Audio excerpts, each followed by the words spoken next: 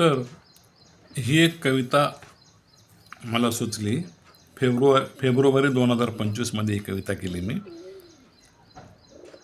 वयस्कर झालं की माणसाला जाणवतं, आता आपण वृद्धत्वाकडे झुकलो आहोत, आपले तारुण्य संपले.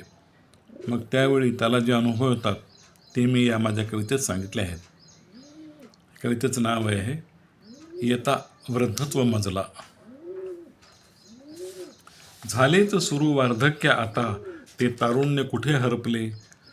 झालेच सुरू वार्धक्य आता, ते तारुण्य कुठे हरपले. तो उत्साह, उल्हास, ती धडाडी, हे सारेच पहा कुठे लोपले. भारतीय बैठक जमेना, आता लागे हो पलंग खुर्ची. भारतीय बैठक जमेना, आता लागे हो पलंग खुर्ची.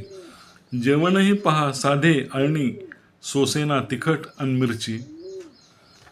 जेवावयास बसताना पहा, जेव्हा घेतो खुर्ची व टेबल. जेवावयास बसताना पहा, जेव्हा घेतो खुर्ची व टेबल. तेव्हा जाणवते मनस की हे म्हातारपणाचे लेबल. भरभर चालणे वा पळणे याचे तर नावही नका काढू.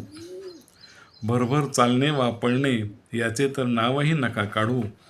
कडक काही खाण्यास देऊन आता आमचे दात नका पाडू. उतार वयातील व्याधींचा आता करताने ए बिमोड. उतार वयातील व्याधींचा आता करताने ए बिमोड. इंडियन जमेना हो आता, आता पाहिजे फक्त कमोड.